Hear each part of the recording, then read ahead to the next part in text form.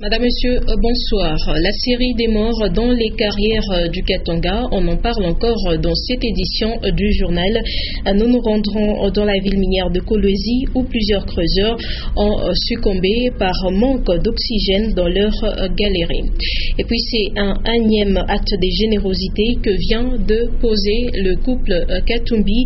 Le petit Christopher Sangwa-Boupé, âgé de 3 ans, vient d'être opéré des lipomes grâce au soutien financier de Moïse et Karine Katumbi. Voilà tout pour les titres. Bienvenue à cette édition du journal. Parlons d'abord de cette visite du vice-premier ministre et ministre de l'Intérieur. Les professeurs Évariste Bochab est allé palper du doigt les réalités des travail dans la nouvelle carrière des Kimpe à Kasumbalesa.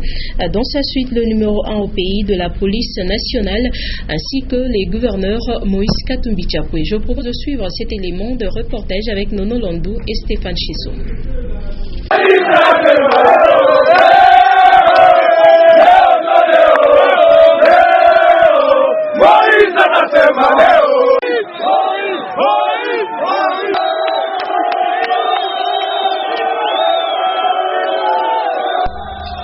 Le vice-premier ministre en charge de l'Intérieur, le professeur Évariste Bochab, le numéro 1 de la police nationale, se sont fait accompagner de l'honorable Moïse Katumbi Chapwe, gouverneur de la province du Katanga, à plus de 90 km de Lubumbashi, dans les entrailles profondes de la cité frontalière de Kasumbalesa, où à 7 km, la nouvelle mine de Mabaya a occasionné une ruée de plusieurs dizaines de personnes à la quête inespérée du cuivre et du cobalt.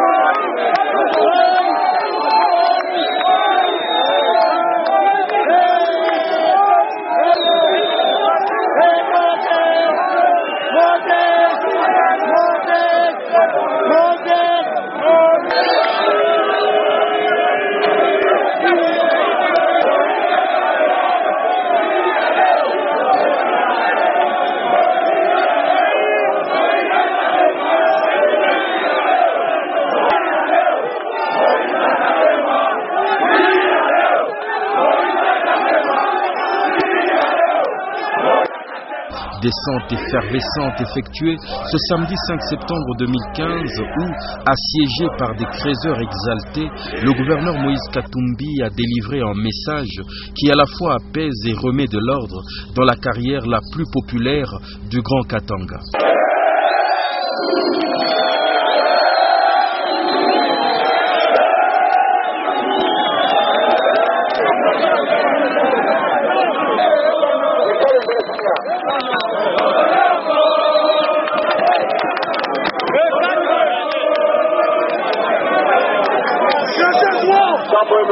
Barimilandaka sawa tamifukusha mbake mfanye kazi yenu.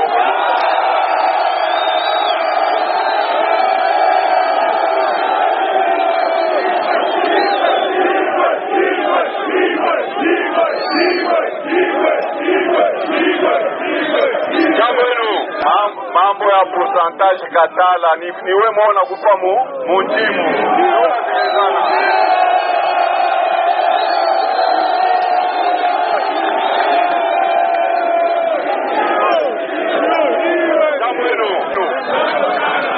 Ile tunalombako ni ordre, tunasikilizana. Tutaweka commission, tutaweka organize mambo yote.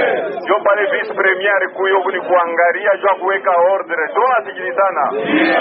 Ashikuyo kujua kumifukusha bachimilande bongo, tunasikilizana.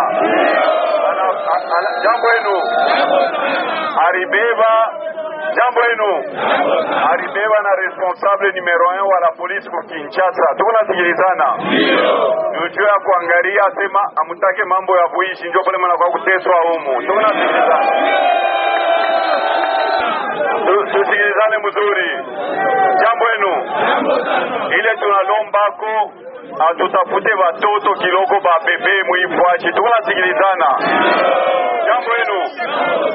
Mutoshe bale watoto kiloko ba bebe mbake mufanye kazi yetu. Jambo yenu. Asa muko basoda bekomu. Basoda kajawa inomu batoke mwa muvenda.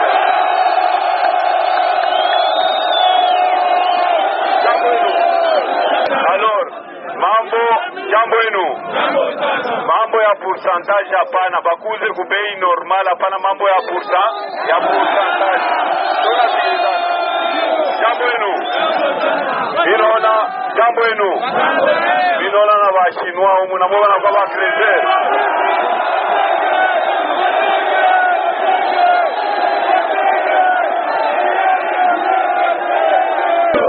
Nani baner na bala police batasumburia nabo babambie kama nafuya kuza ma marchandise bauche mbari. Tunasikilizana. Jambo yenu. Ile mina lomba fujo hapana, kuishi hapana. Tunasikilizana. Batabambia pole pole bende bakaweke madepomba bari. Même ambiance survoltée au moment où le gouverneur et ses hôtes de marque quittaient les lieux.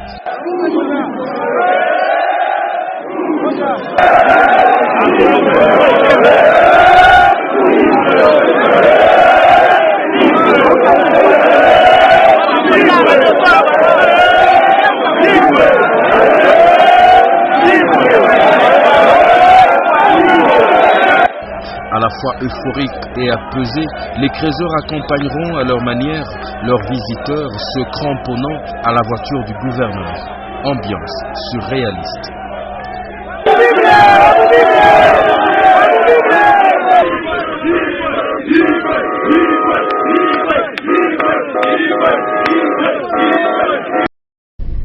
Et de l'autre côté de la ville minière de Kolwezi, plusieurs creuseurs sont décédés dans des galeries souterraines à Kassulo.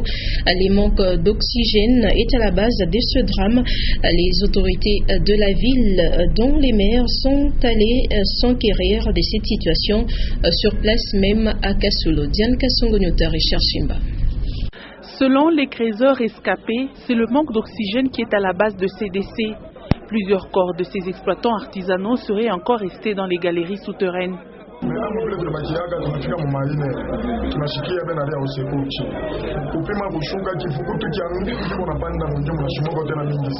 Une dizaine de corps sont déjà évacués de ces galeries. Il est difficile pour les responsables des coopératives minières de déterminer le nombre exact des personnes qui restent encore sous terre. Seuls les creuseurs peuvent en savoir plus sur le nombre.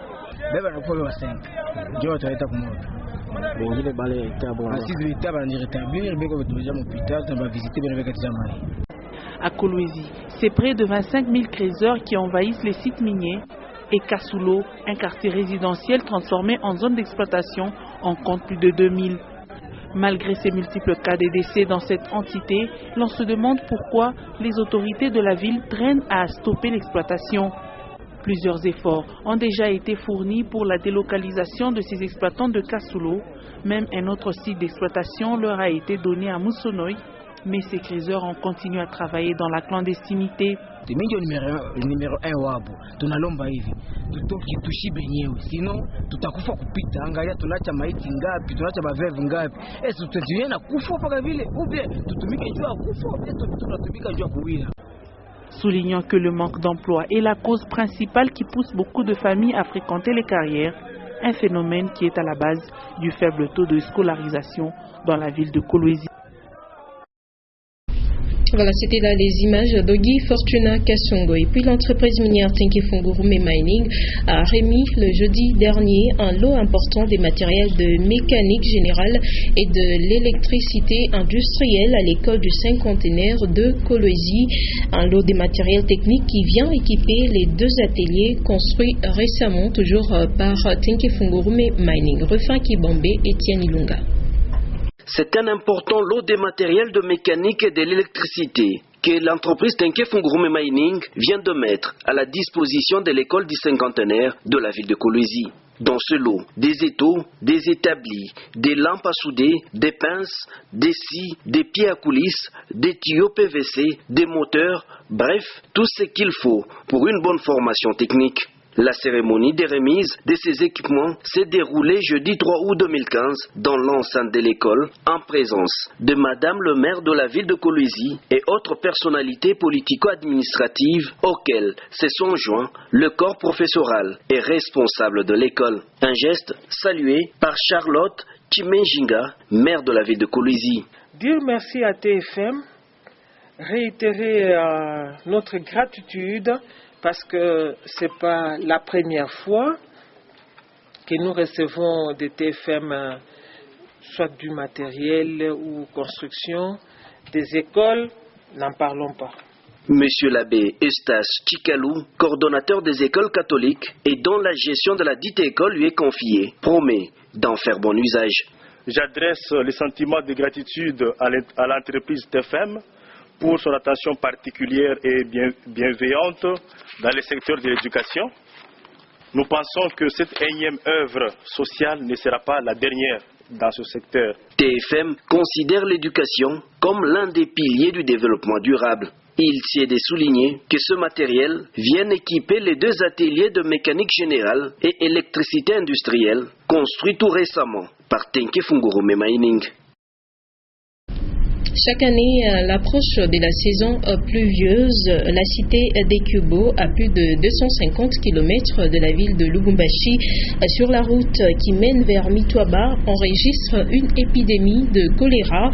Les habitants d'Ekubo déclarent que l'eau des rivières Louvilombo et Lufira a toujours été parmi les causes, mais l'infirmier titulaire de l'hôpital d'Ekubo parle de la faible application des mesures hygiénique par les habitants des Kubo comme cause principale de cette épidémie annuelle. Léon Magloire Mongamutwale. Cela fait plus de 5 ans que la cité de Kubo sur la route de Mitwaba enregistre chaque année l'épidémie de choléra. Plusieurs causes ont toujours été évoquées. Bon, moi je peux vous dire que Kubo c'est comme qui dirait un carrefour. S'il y a des cas de choléra à partir de la ville, par exemple, les Kassi, ou de l'autre côté, dans les Boulouba, il y a des gens qui viennent ici, qui passent leur nuit ici, se soulagent ici. Même s'il y a des cas qui proviennent, par exemple, de l'autre côté de l'ouest, du côté Camfois et tout. Il y a les 2 rivières. Nous avons la rivière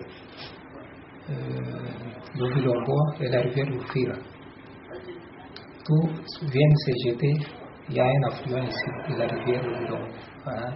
S'il y a un cas qui vient par exemple de l'autre côté, de l'Ikassi, ça peut parvenir par la rivière Lufira ou bien par la rivière Louvilombo. Mais aussi, il y a une rivière, la du Kouloué, que vous allez traverser ici. Les rivières Louvilombo et Lufira, qui font aussi jonction à Kubo, ont souvent été citées comme agents causaux du choléra. Plusieurs ONG ont souvent sensibilisé chaque année à cette même période les habitants de Kubo sur les mesures hygiéniques pour prévenir cette épidémie. Mais cela ne récolte souvent pas de bons résultats. Et des morts se comptent à la déclaration de chaque épidémie, souvent à la tombée de la pluie. De retour ici à Lubumbashi, c'est un offre de soulagement pour les habitants des quartiers Naviondo, Bongonga, Tabakongo et autres. Les travaux du pont Naviondo et l'asphaltage de l'avenue Pangoula sont arrivés à leur terme.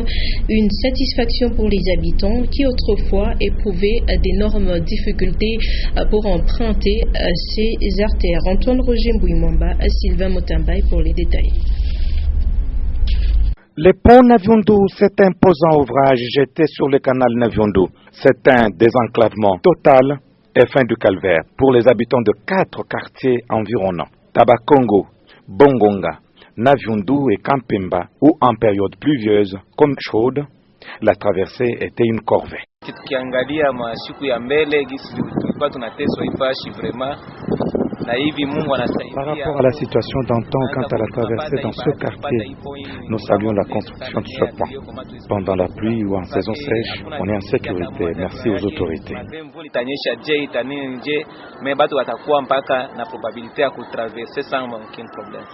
Sans être officiellement inauguré, piétons, taxis, camions, motos et vélos en font déjà usage.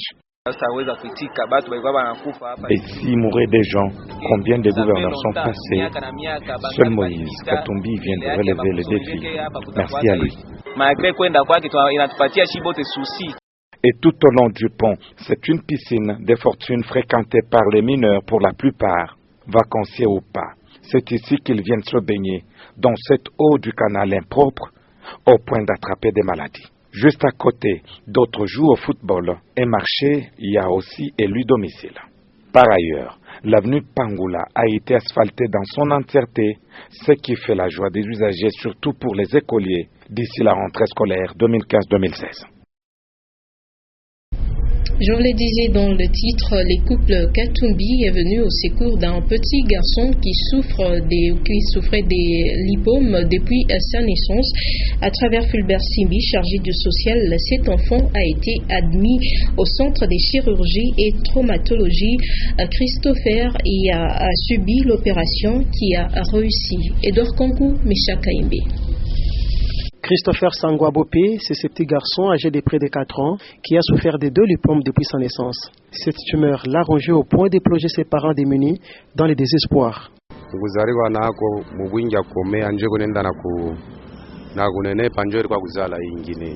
Sasa muvile alizalikwaka ndio alikuwa deja kilema kumikulu ilikuwa hivi njo mubwinja kufata operation barasima baopere mikulu mbele ishe njo batangara mambo ya ikisti yake. Hapa tunafika mkufatana na vile tulipata mbele mambo kusema tutapata namna je. Njo tunaopata tena bahati banatubeba sima komsaku wale banaya namna ya kutunza ikintu. Papa Simbi ndio atubeba mwile charge. Le destin a conduit ce natif de Mokambo à la rencontre de Fulbert Simbi, chargé du social du gouverneur Moïse Katumbi. Ce dernier a fait parler sa générosité et l'enfant a été soigné. L'intervention chirurgicale s'est déroulée avec succès, d'où le remerciement des parents aux bénéficiaires. Sasa mimi napika merci kwa vile wanatutunzia kwa mtoto. Mimi napika tena merci kwa kazi yote ile walifanya kwa papa Simbi, kwa mama Karimu na kwa papa Moïse. Mungu ababariki sana kwa kazi ile walitumika. Cette assistance médicale du couple Katumbi vient s'ajouter sur une longue liste de beaucoup d'autres actes de générosité que l'on ne peut pas compter. Le ministre provincial de la Jeunesse était tout récemment à Kamina pour une visite officielle. Il en a profité pour visiter les chantiers du stade Kamina. Diane Kassongonyotar et Cherchimba pour les détails. C'est une nouvelle infrastructure sportive qui est en train de voir le jour dans le chef-lieu du Olomami. Ce stade de football moderne construit sous financement du gouvernement provincial a déjà pris forme. Lors de son passage à Kamina, le ministre de la Jeunesse a inspecté ses travaux de construction. Déjà, la pelouse synthétique est arrivée sur le chantier. Pour le ministre, ce nouveau stade permettra d'occuper les jeunes. J'ai bien vu ce beau bijou qu'on est en train de construire au niveau de Kamina. C'est, à mon avis, un des bijoux qui pourra distraire dans les jours à venir la jeunesse, surtout pendant une période comme celle-ci, là où la jeunesse est en vacances. J'ai tenu à venir voir l'évolution des travaux de manière à faire rapport au patron de l'exécutif provincial. Le docteur Odak Sompoy a également eu un échange avec les jeunes de cette partie de la province. Ces jeunes Kiro, Scouts et Kizito ont soumis plusieurs doléances aux responsables de jeunes en province. Sur place, quelques enveloppes leur sont remises pour la concrétisation des multiples projets. Le ministre a démontré à ces jeunes la volonté du chef de l'exécutif provincial de voir la jeunesse émerger, d'où l'attention particulière que lui et son gouvernement apportent à cette catégorie de personnes, même dans les fins fonds du Grand Katanga. Les léopards de la République démocratique du Congo vont rencontrer ce dimanche la sélection nationale de la République centrafricaine. L'équipe nationale de la RDC a quitté Kinshasa pour Bangui ce samedi 5 septembre 2015. Samedi 5 septembre, aéroport de Njili. La confiance est dans le camp des Congolais. Tous en confiance avant le départ pour Bangui, capitale centrafricaine. Après préparation, l'heure est à la confiance. Florent Ibenge rassure. On a très bien travaillé, je crois que tout le monde est concentré. On a donné du temps de jeu à tout le monde a joué 60 minutes. Contre deux équipes qui avaient la même envie que pour avoir la République centrafricaine, c'est-à-dire battre l'équipe nationale du Congo, que ce soit avec Club ou le Dering, ils avaient cette envie et c'est pour ça que j'ai choisi ces matchs-là. Ce sont des matchs qu'on a bien maîtrisés et je souhaite qu'on fasse la même chose en République centrafricaine parce qu'il nous faut les 3 points. On s'en va pas pour prendre autre chose. On a beaucoup de respect face à cette équipe, on sait qu'elle sera dangereuse.